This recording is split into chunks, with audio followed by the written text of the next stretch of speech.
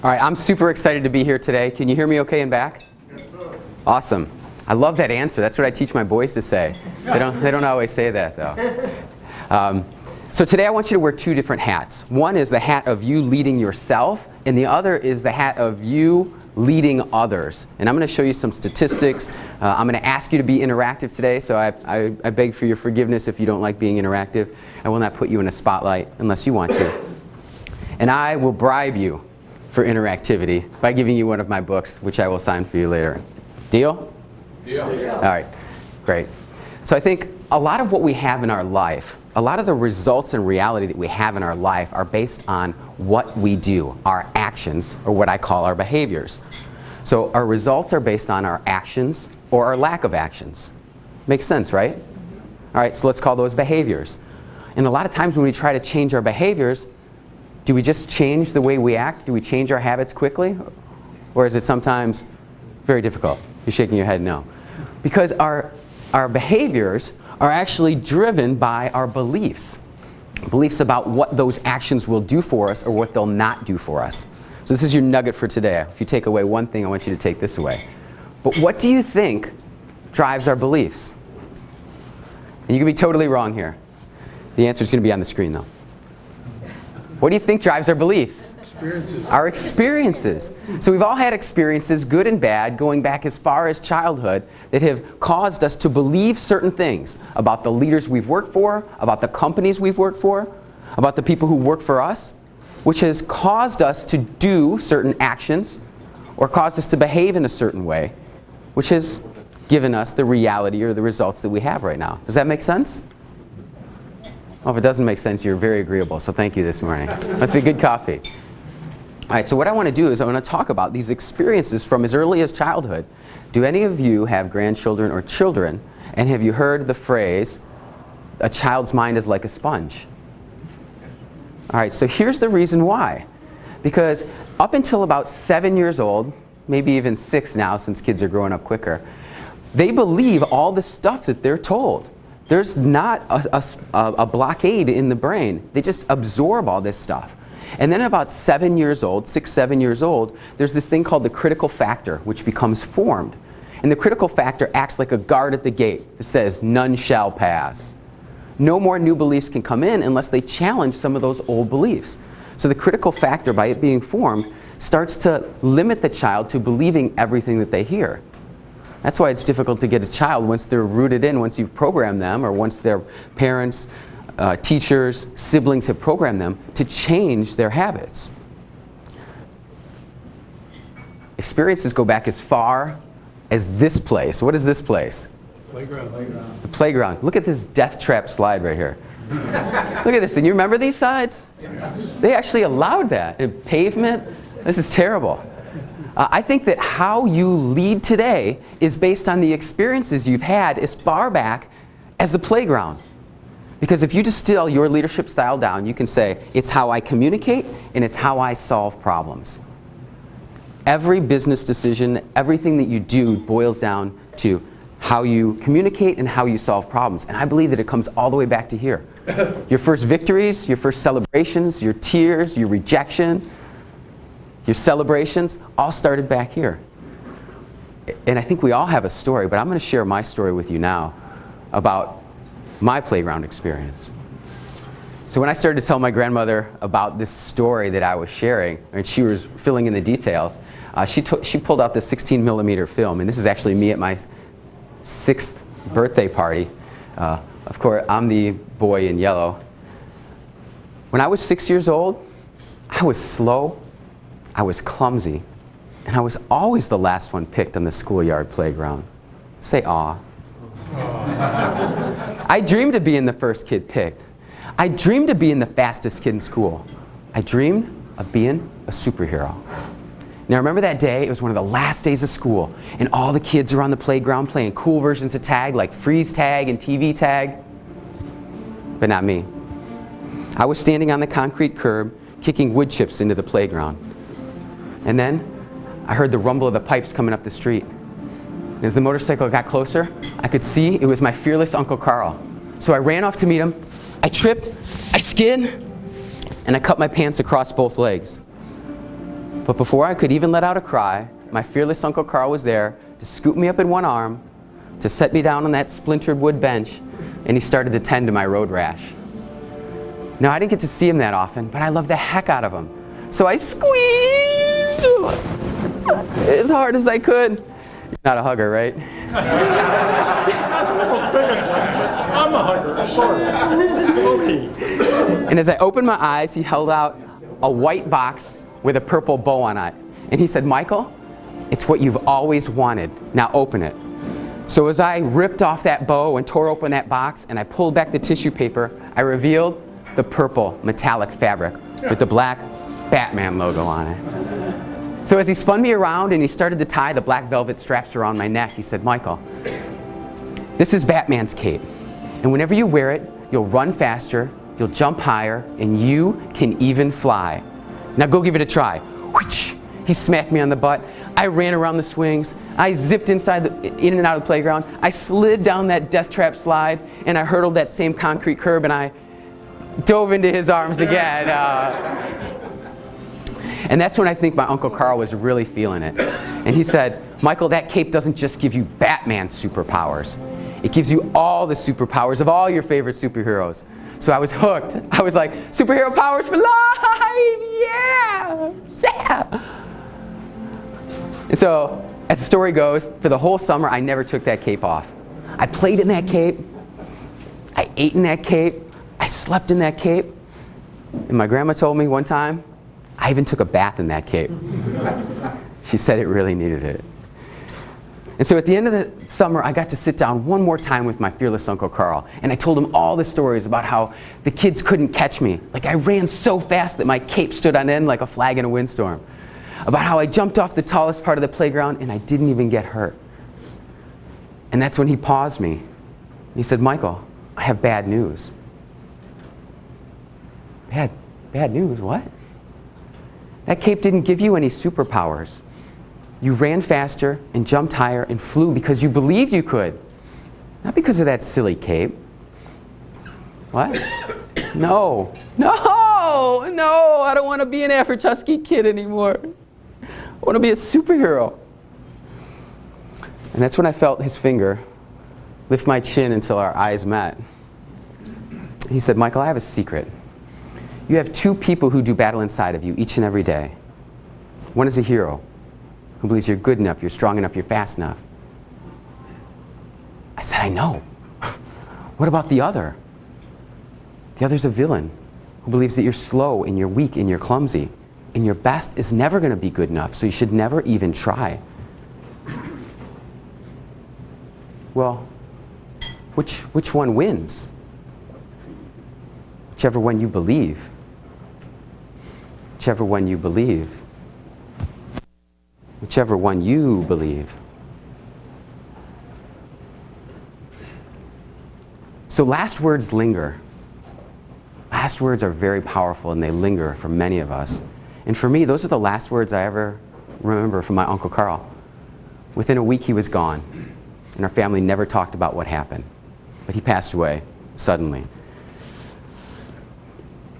But the cool thing is that those experiences in our life can have transformational effects on us, positively or negatively. They can change us for the rest of our life. And fortunately for me, that story helped me to understand what being a hero was and what being a villain is, and understand that you can break down being a hero and villain into two components. So let's break this down. Who has a nice loud voice who'd be able to read this for us, and good eyes? Yes, sir, nice and loud, Michael. Hero. One, a person who, in the opinion of others, has special achievements, abilities, or personal qualities, and is regarded as a role model. Great, thank you. Thank you, Michael. Oh, thank you. Thank you. And now when we think about the original superhero, who do we think of? Original superhero. Who? Superman, right? And who played him in the movie? Christopher Reeve. And so this is what Christopher Reeve says. He had to overcome some challenges. So he thinks a hero is an ordinary individual who finds the strength to persevere and endure in spite of overwhelming obstacles. Now, I've had thousands of conversations and I've presented hundreds of times on this. And I know who my hero is. My Uncle Carl is fearless, he's courageous, and he's caring, and he's determined. But I want you to talk to somebody next to you, introduce yourself to them, share who your hero is or your hero was, and if you say, I don't have a hero, think about somebody that you look up to. Maybe it's a real life superhero. Maybe it's somebody you've seen on television. Have a quick conversation and distill down your hero into 3 characteristics, and then we'll come back in about 5 minutes. Begin. All right, everybody, come back. So I'll ask that you continue those conversations later. If you didn't get to finish, I apologize. There's always a few people I would love to be able to hear and for you to be able to share with everyone here. Who'd like to share who your hero was or is? All right, great. Can you stand up and say your name, please? Hey, Don. So I was just sharing with Tom here. I have many heroes. I was blessed with many heroes. One of them came to mind as I was listening to your story, which was my Pee Wee football coach. And my father was a 30-year veteran. So at the time, we were living in Japan. And it was my second year playing Little League football. And that particular season, my father had to go and do some work in the Philippines. So he missed my entire second year playing football. And I just remember wanting to quit, like not wanting to play. Really, my dad wasn't around. First season, he was coaching us and coaching me. And I remember Coach Robinson coming over the house. And he sat me down, and I won't bore you with the whole story, but he basically said, yeah, if you quit today, it's hard to turn back. And I never forgot those words. And even when we left Japan, I was fortunate enough to play college football. He sent me letters regularly. And so that was one of my heroes until he passed. Committed, selfless, someone that's caring. And that's who came to mind. Great, thank you. Let's give him a golf clap. Thank you. Someone else like to share? Not after that. All right, Mark. My name is Mark. Being an accountant growing up, my outgoing skills and stuff like that are always in question. I got transferred to New York, and I lived in a little town in Connecticut, a wonderful little town called Ridgefield, outside of Danbury, Connecticut. And we went there, I went with my wife at the time, and we went to a church, and we walked in, didn't know anybody, and we shook hands with this guy who was standing in the front, and he just made you feel at home. A guy named Dick Cuddyback, and as it turned out, he became my best friend and kind of a mentor. He worked for Union Carbide at the time and then retired, and he was like a father figure of showing me how to greet people and how to get to know people and how to make people feel welcome. And for many years, that was his spot. He almost like had a Hollywood star there. About 2 years ago, he passed away, and I went back for his funeral, and I made sure I stood in his spot and greeted people when they came in and said how much of a difference he made to me walking in, shaking hands, and everybody knew him. Everybody in town knew him, everybody that came through, and they knew his handshake. And he taught me how to be open and honest with people about greeting people and meeting people. Very difficult for me before, but much easier afterwards. So, get clean. Great. Thanks, Mark. And Mark, if you had to distill him down to 3 words, what would those 3 words be? Oh, wow. Gosh, tough. Hello, just a simple hello, but also tell me about you. So, he wanted to know about you. So warm, inviting. Yeah, awesome. Warm and inviting. Warm, yeah. Okay, great. Thank you. Anyone else want to share? All right, Jerry. I got time. We'll go next one. It was not hard to come up with my son. He's 32 years old. And Tom knows, and now Lowell knows, but everybody else will. So he came down with what's called cervical dystonia. And what that is, it's a movement disorder. His head goes down and never comes back up. I mean, there is a positive ending to the story. But he was diagnosed with that, and I think the thing that I remember most was when he went in to get the initial diagnosis, the doctor said, "Oh yeah, you got dystonia." So, is it treatable? Yeah. Well, we just shoot you up with Botox. So what's Botox for? I mean, that's usually, if you're vain and you want to get rid of your wrinkles, but you can't do that. So they said, yeah, we'll do that. That'll help us on the way. So I was in the office with my son, and so the nurse comes in and puts the Botox down, and I'm not kidding you, the needles are this long. So then the doctor comes in, okay, we're going to have to inject you in 3 different areas on both sides of your neck. And so I said to him, after it was all over with, I said, David, how in the world could you actually accept this? He said, you know what, it was very easy. I pretended I was giving my acceptance speech for the best director at the Oscars. And so again, mine doesn't matter, but all was, I think, from his standpoint, all was very positive. You're going to ask me for the word. So certainly very positive, non-judgmental.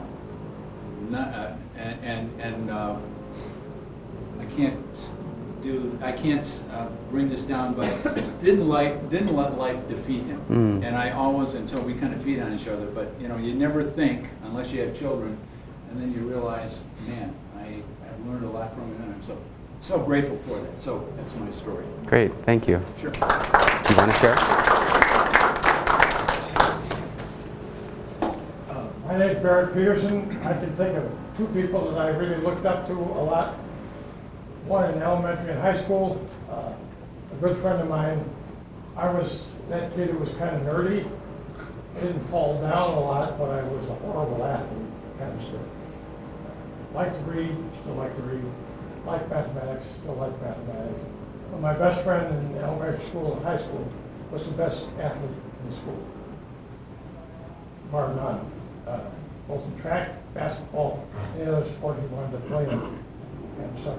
He was a really, really good friend. We spent an awful lot of time together, and I really appreciated his willingness to accept the class nerds. One of 2 class nerds, and this girl with the 2 class nerds in elementary school, kind of stuff, as his friend. As I got to be a professional, I started my career with Arthur Anderson.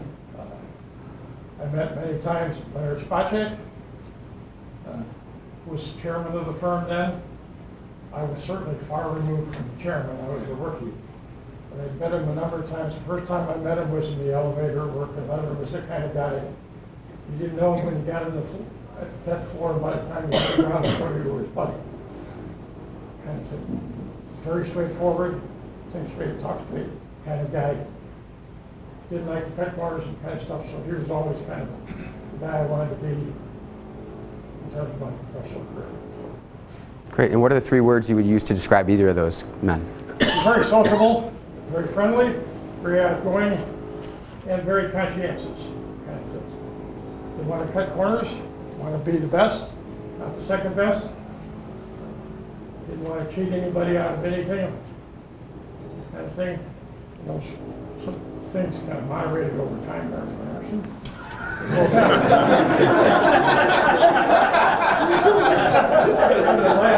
when I was there as a manager, we had discussed those kind of things. We said if we ever got this kind of structural change that actually occurs, we will die. Because we hire very aggressive, smart people that need kind of a leash. And when they got rid of the leash, all the dogs were in the muck. That's what happened. Great, thank you. Let's give him a golf clap. So here's what I found. I found that we all go through stuff. But the determination between who's a hero and who's a villain, the stuff being the lead in our life, right? Anybody ever heard of alchemy?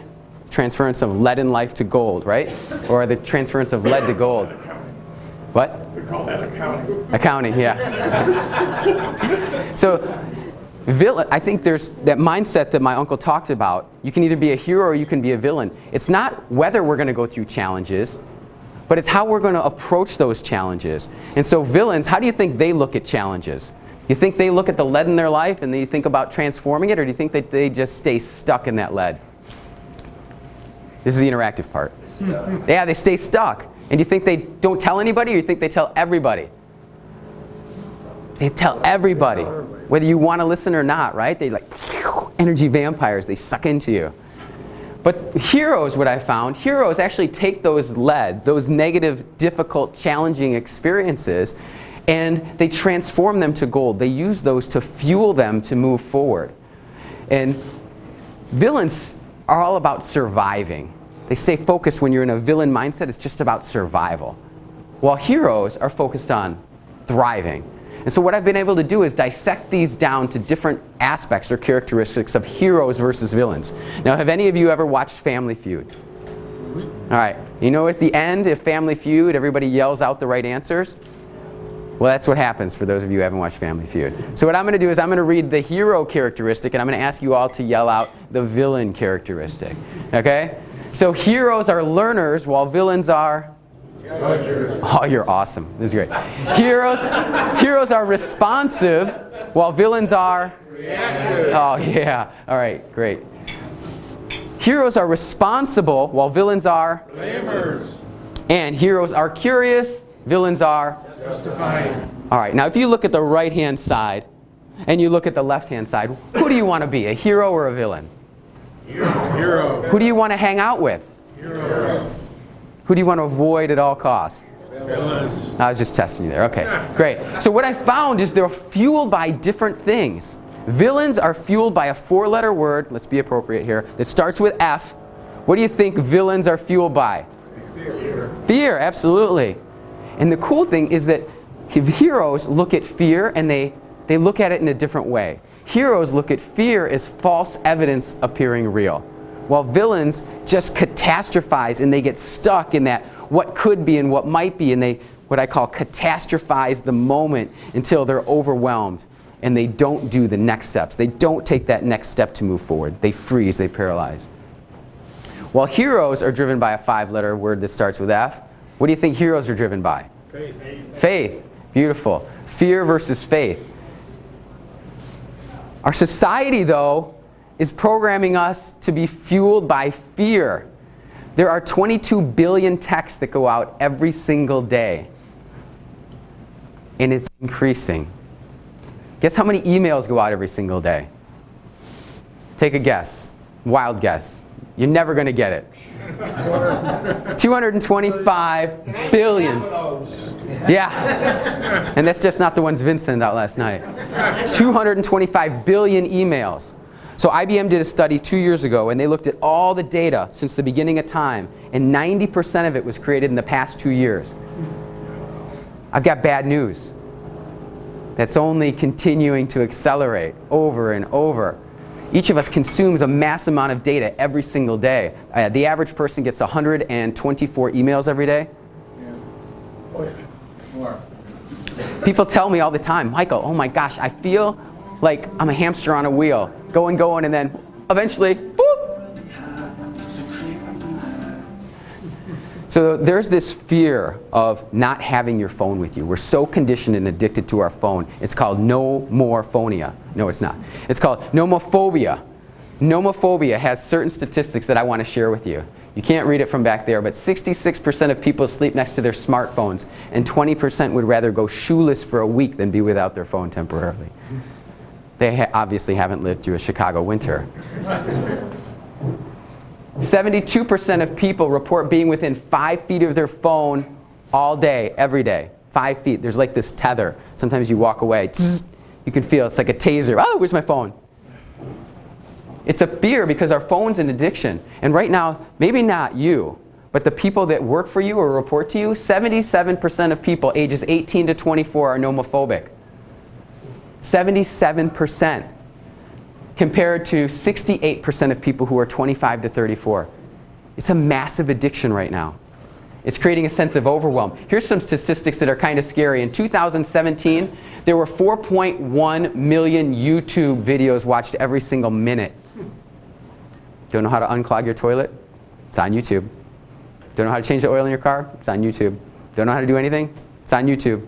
The ends of the internet are located on YouTube.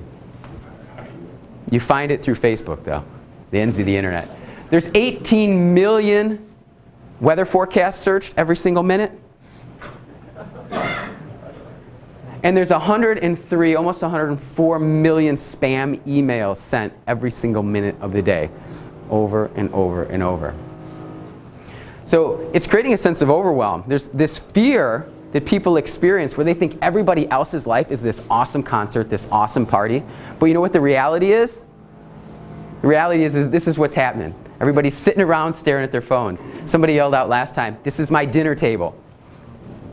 This is what happens. Everybody thinks everything great is going on out there, and they miss the experiences right now. People who are less stressed, who are thriving in life, are focused on creating the experiences in the here and now, not lost in their phone. What's that fear called? You're missing out. Fear of missing out, also known as FOMO. Hashtag FOMO. It's because everybody's out there posting this really cool stuff on Facebook, right? Nobody, well, except my sister. Nobody posts all the dread and drama.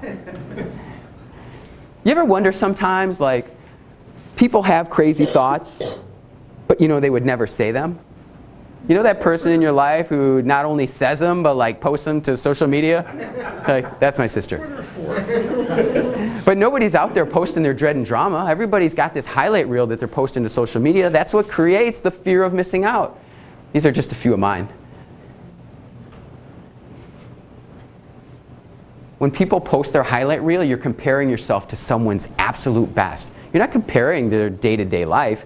So it always appears like you're missing out. Like you could have a better life. Like they've got some great, oh, they're in Cancun again. Oh, they must have a wonderful life. No, they've got a full credit card. That's what's really happening. It's creating a sense of addiction.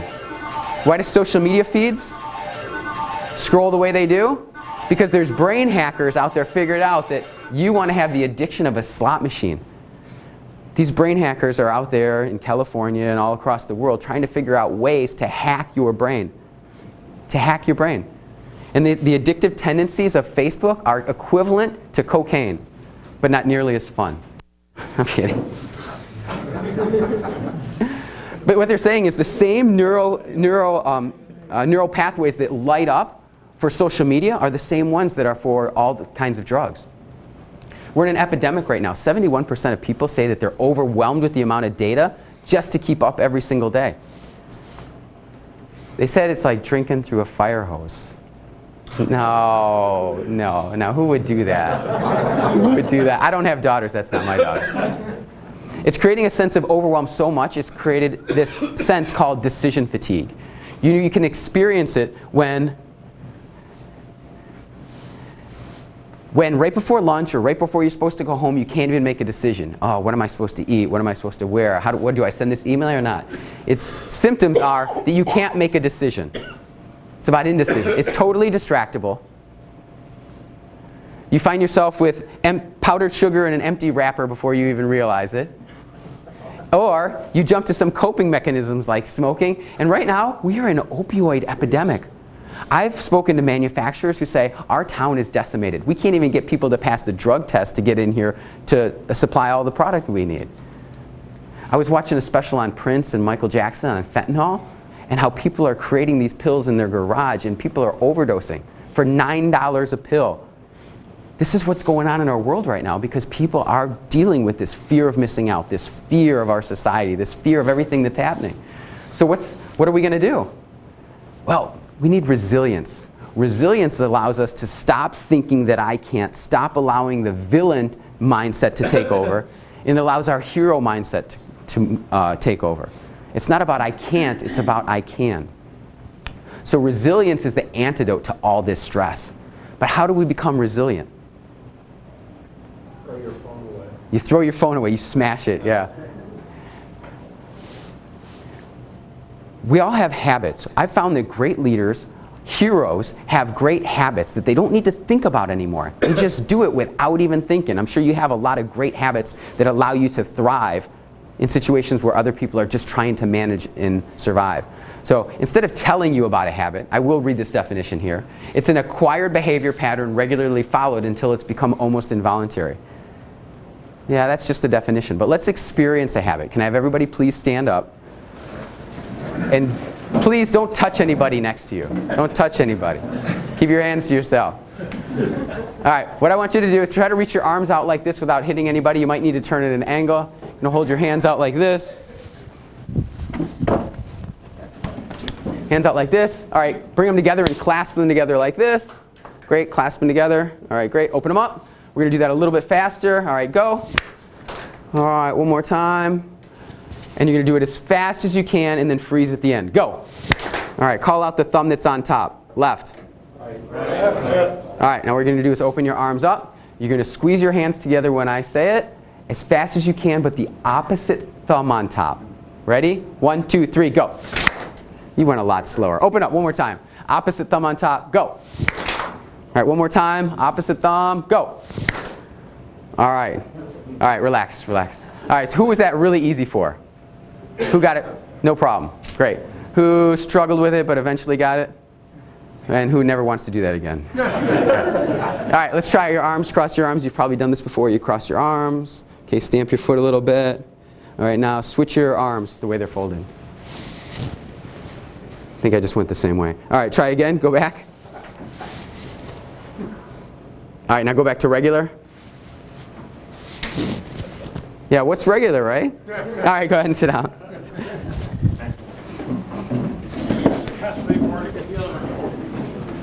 So because life is happening so fast, we tend to not think about certain things. We just do these habits over and over again. But the challenge is our conscious mind, our thinking mind, can only focus on between 8 and 40 things. 8 if you're a man, 40 if you're a woman. I'm kidding.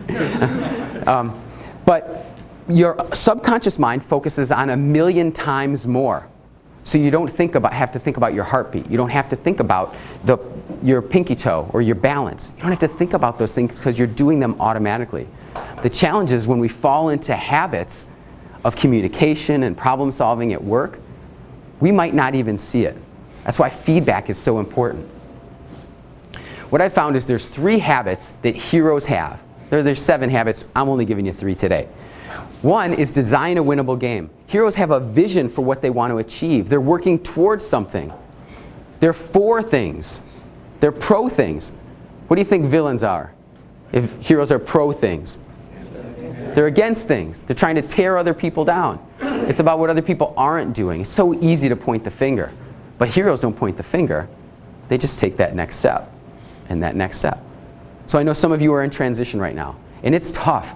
It's a mental game. It's tough to stay motivated to take that next step, but that's what you have to do. You have to do whatever it takes to be the hero, to have that hero mindset. So there's a couple different components to designing a winnable game. 1 is mindset, and 2 is your environments. Last session someone told me, Michael, tell me who you're with and I'll tell you who you are. Your relationships are very powerful. Who you're hanging out with, this group of folks here. Making time to stay and to network is a powerful way to enable your relationship network. There's 8 different environments. There's actually 9, but I consider your mindset to be your biggest one. People tell me, heroes tell me that they start their day with gratitude, that they appreciate what they have, that they don't reach for their phone for the first 5 minutes or the first 10 minutes of the day. Because heroes think about what they want, they think about what they're grateful for, and they start the day light. They don't have all this baggage. While villains, the villain mindset takes all that dread and drama and issues from yesterday and it drags that baggage into the next day. Oh, I hate that person. They never got back to me. Oh, that's... And it starts to spin. If you start out in the morning with bad habits, what happens the rest of the day? Your attitude, your mindset, it's easy to continue that way. Second one, I love to work out. I really love to work out. But I'm not going to get out of bed at 4:45 in the morning for myself. So having an accountability team, people who are asking you to come 9 times a year to these events to get out and socialize and network. For me, it's my hero team, my 5:30 a.m. team that says, are you coming tomorrow? What time are you going to be there? Can you get there a little early? Can you stay a little late? Accountability is a key element to being a hero. And my wife, I got to always build my wife in here. The biggest career determinant of success or failure is your spouse or your significant other. And my wife always says this, my evening self helps my morning self out. I used to be the kind of guy who woke up, went into the closet and said, what am I going to wear today? And take like 10 minutes. Now we got 2 kids and a 19-year-old pseudo-adopted sister-in-law living in the house. I'll show you some pictures of that bedroom. I need coaching to figure out how to get her to clean her bedroom. It's terrible. But it's really about how do we prepare ourselves for the next day in advance so that that vision becomes cleaner and clearer and the disruption, the distractions don't stop our hero mindset first thing in the morning. So let's say you want to lose weight. Anybody in here ever want to lose weight, drop a couple pounds, feel a little better? Yeah. All right. So this is what did you say? A couple more than a couple. A couple more than a couple. A couple couples. So this is a supportive environment. If you open up the fridge and this is what's there, what kind of snacks are you going to eat? Healthy snacks. Good for you snacks.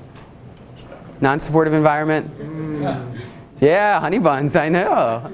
Honey buns, oatmeal cream pies. If you're at your home and you have these things as snacks, you're going to eat them. So you have to think about the environment. We think about we're the average of the 5 people we spend the most time with. So, you can't soar like an eagle if you're hanging out with turkeys.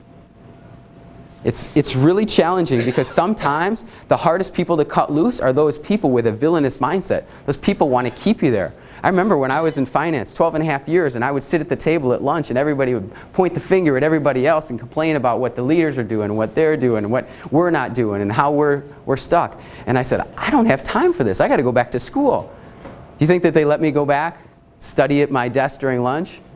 No. Come on downstairs, come on downstairs. Oh, are you better than us? Oh, yeah. Oh, Mr. M.B.A. Oh, Mr. It's difficult to cut away friends. It's like a friend reorg. You gotta think about it as a friend reorg. How do you cut out the people who are dragging you down? And how do you find 4 other people that you are the lowest in the average of all of them, so you're dragging down their average? Because you're the average of the 5 people you hang around with most. So how do you drag down someone else's average? And change requires us to do things different. To be successful, we have to get out of our comfort zone, and it's difficult, and it's challenging. And one of the questions I ask is, how bad do you want it? How bad do you want it? You can steal this. Anything that you see in this presentation, I have stolen shamelessly from other people, so I give you permission to steal from them as well. This is my favorite coaching question. When you find out what somebody wants and they say they want it, and you know what their reality is, to figure out how much energy that they're going to put into it, ask this question: how bad do you want it? And if they're like, oh yeah, real bad. Yeah, I really want to wake up. I really want to get into my old jeans. They're not going to do it, right? What does try mean? What does try mean? Try means prepare to fail. Oh, I'll try to make, we should meet up. I'll try to set up something. You're not going to set up anything. Hero habit number 2 is assume positive intent. Heroes assume positive intent, and what do villains assume? Negative intent. You ever met somebody who assumes negative intent? The world's out to get them. Nobody else can do anything right. They're the hero in their own mind. This is Stephen Covey, for those of you in back. It says, we judge ourselves by our intentions, and we judge other people based on their behavior. A lot of times we have good intention, we take on too much, and then we fall short. When other people do that, we kind of judge them and say, oh, that's just who they are. You know, how they do anything is how they do everything. But for us, we judge ourselves based on our intentions. So there's this double standard. And sometimes it looks a little bit like this. We have good intentions, we're trying to juggle all of our responsibilities, but then just some innocent bystander comes in and you have some unexpected consequences. And it's not that we intended to do it, it's just that stuff happens along the way. So here's a quote that I really love. It's by Mahatma Gandhi. And it's, keep your thoughts positive because your thoughts become your words. And your words, keep your words positive because your words become your actions. Your actions over time become your habits become your values, and over time, keeping those positive, it becomes your destiny, or what I consider your results or your reality. When I try to talk to my sister, I tell her, Heather, you can't think that way.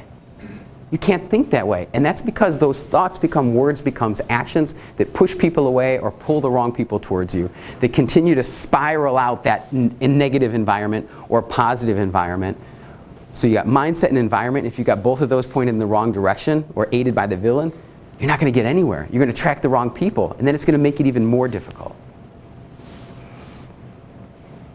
So here's a couple things. One thing I want to share with you about this intentionality to change or behavior change is when we look at organizations or individuals or teams, we start to think about, like this is for me.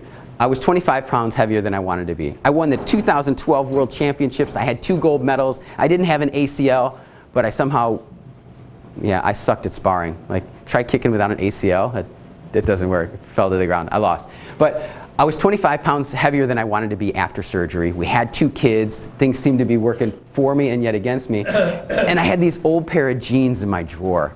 Anybody got an old pair of jeans in your drawer that you really just want to get on? You have every intention, but you know, it's like 5 years, 10 years, and they're still sitting in there. Well, I had this pair of jeans that I wanted to wear, so that was my result. I want to wear these old jeans again. So my behaviors leading into me being heavy were like, I love cheese, right? Like, do I want cheese? Well, of course I want extra cheese.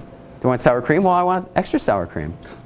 Well, yeah. Do you want butter? Yeah, I want extra butter. Like, I love all this stuff. But all I needed to do was change and say, no cheese, please. No dairy, please. But having a good intention and actually delivering on that, actually doing it or saying that, it doesn't work once your willpower is drained. Because willpower is great as long as you have it. But once that tank is drained, you've got no willpower left and you fall back to old behaviors. But what's actually behind behaviors is beliefs. I had a belief that I love cheese. I could never give it up. Right? Don't you have that belief? Unless you're lactose intolerant, then like me, it doesn't work too well.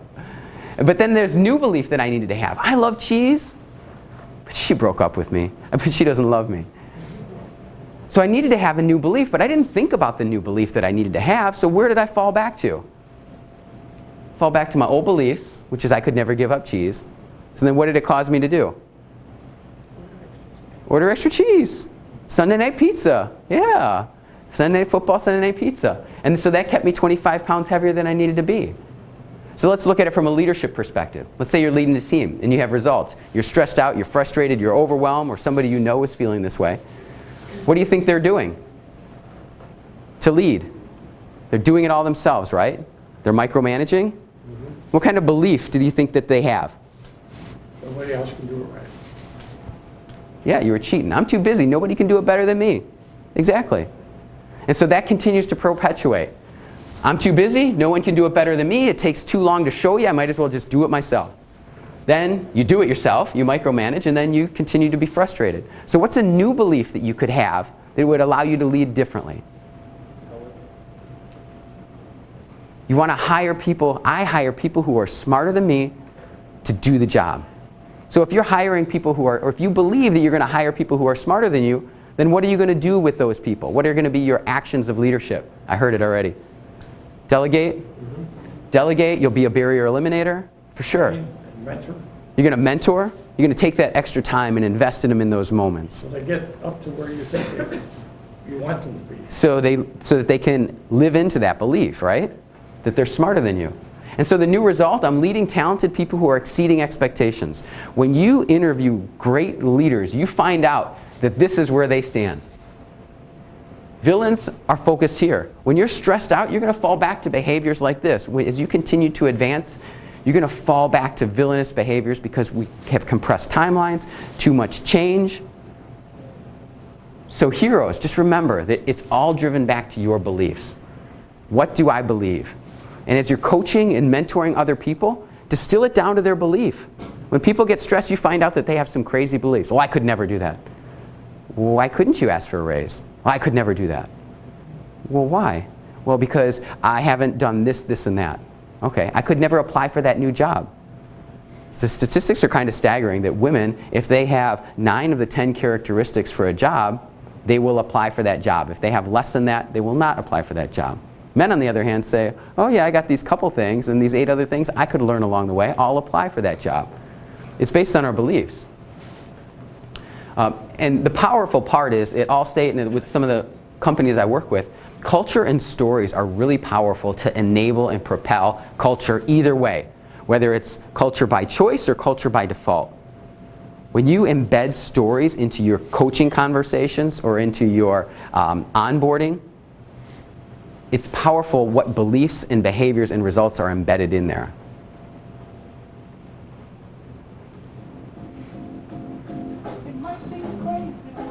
What's the song? Happy. Yeah, it's happy. So the third hero habit is you have to choose happiness. So happiness is not our default setting. Our society has proven to us that our default setting is misery. What's not working? Especially, you know, just for our profession in finance and accounting, what do we focus on? The 9.5 things that are right, or the half thing that's wrong? It's the nature of our business, right? That's what we need to focus on, the thing that's wrong. And so in our life, that's what we tend to focus on as well. So we have to choose to be happy. Otherwise, when we take our great financial minds home, what do you think we're going to be looking for? What's working or what's out of place? The error. Yeah. The error, or perceived error, exactly. And so for happiness, there's actually several different components to happiness. You have a baseline level of happiness. Baseline. So if you picture your parents, your authority figures, your teachers, those people who helped raise you, they gave you a certain amount, a happiness set point. So let's just take your two parents. Think about how happy your mom was on a scale of 1 being miserable, 10 being super ecstatic and happy. Think about your dad, or whoever, those couple people who raised you, 1 to 10, and then average those two together, and that's probably your happiness set point. That's where you get 50% of your happiness from, your set point. And that could be like an anchor. It could move a little bit this way, and can move a little bit that way.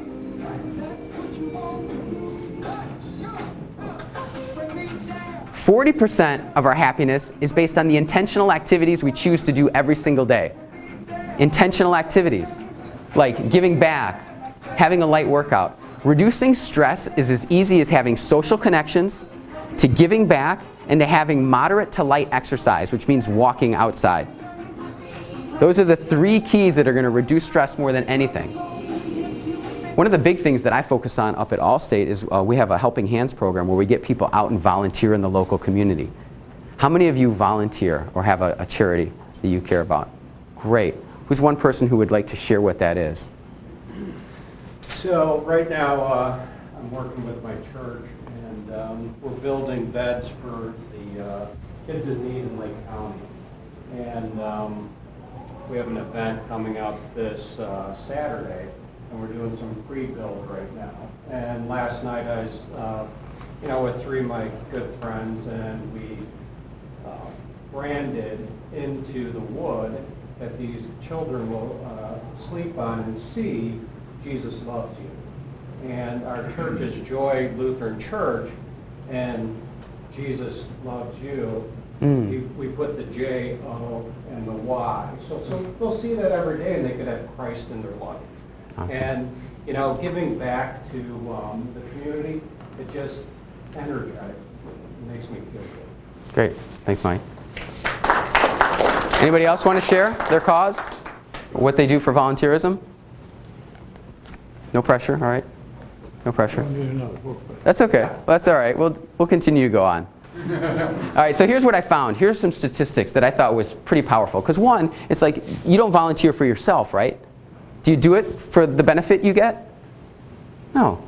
You volunteer because for the people who need you, who need the help, right? Were you going to say something?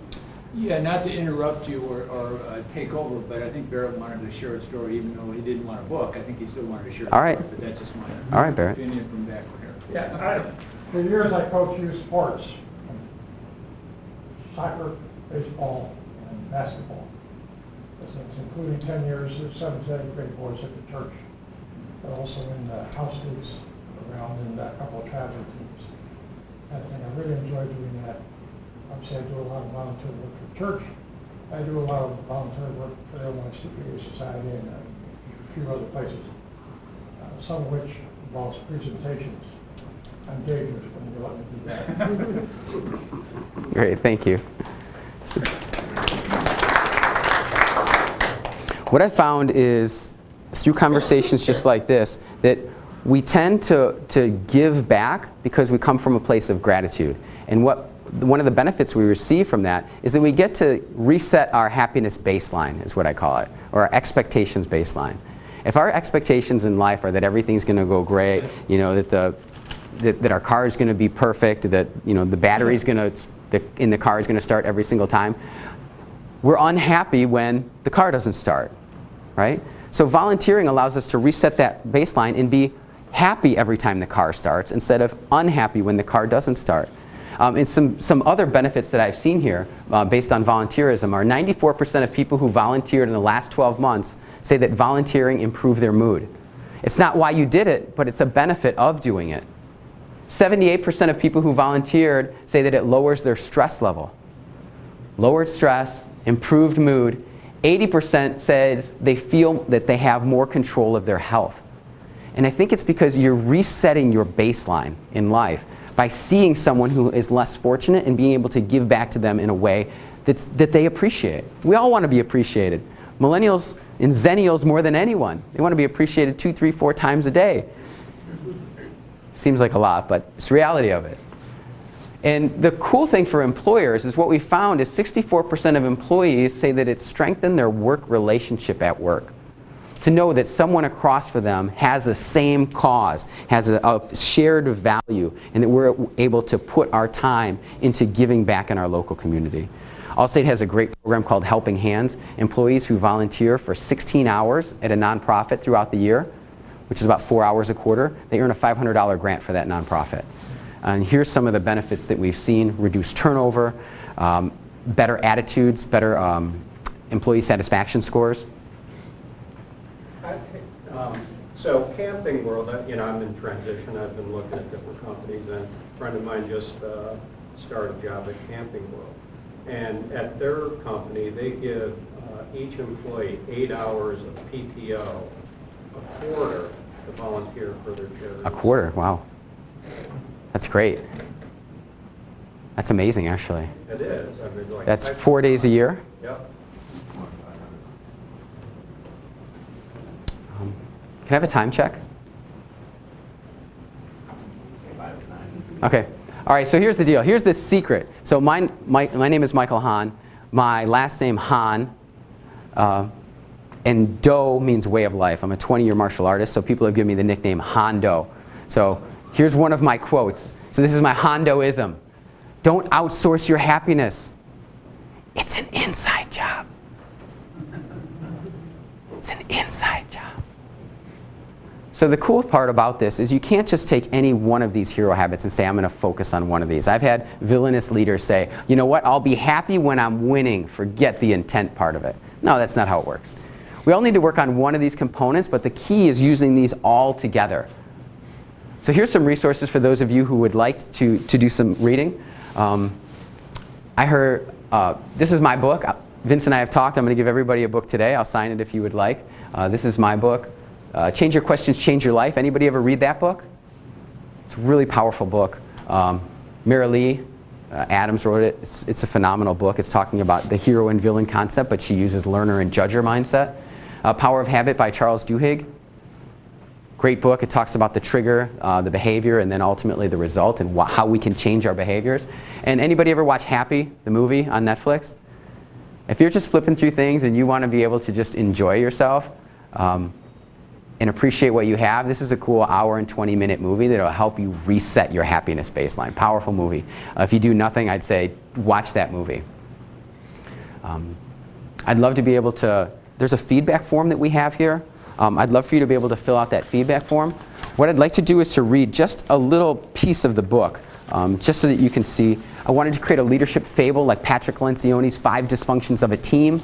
I'd love to stay connected to you, and I'd love to be able to get your feedback from the book as well. But here's the premise of the story. Hi, I'm James, and I'm embarrassed about what you're about to read. When I look back, it's so easy to see what was happening. I should have seen it coming, but I didn't. This is my story. Take it easy on me, okay? 2 weeks ago, I was caught up in the swirl, putting in long hours and getting limited sleep. I was pushing too hard and making poor decisions and struggling to be present with my family. I was slipping from being the hero to being the villain. Little things really started to bother me. My daily battle with traffic, the endless days of meetings, and all the diverse personalities at work were driving me nuts. In short, my life was slipping away, and I didn't know that the perfect storm of unexpected challenges was about to bring me to my knees. In my defense, I was trying to provide for my family and to make a name for myself. I had recently been promoted and assigned a couple of challenging projects. I had taken on too much, and I was too proud to ask for help.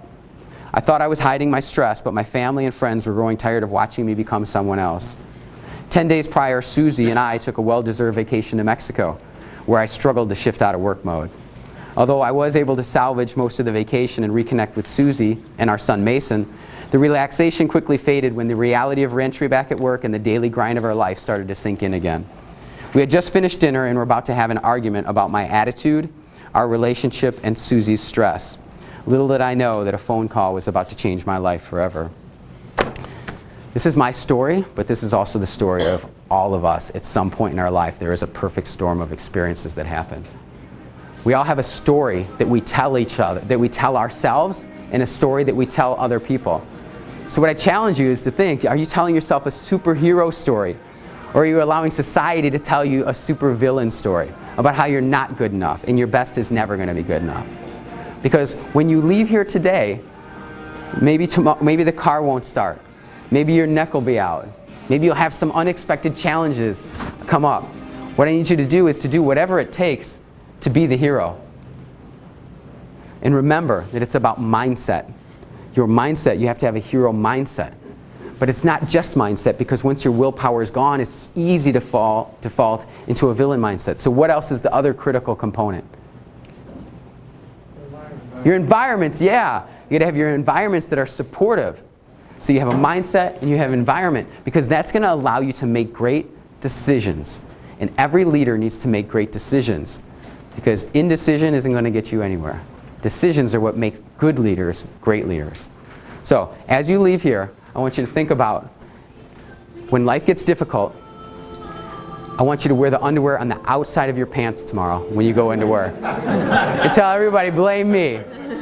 But ultimately, when all things seem to be going against you and it seems the world is working against you, what I need you to do is do whatever it takes to believe your hero. Because when you believe your inner hero, it allows you to be the hero.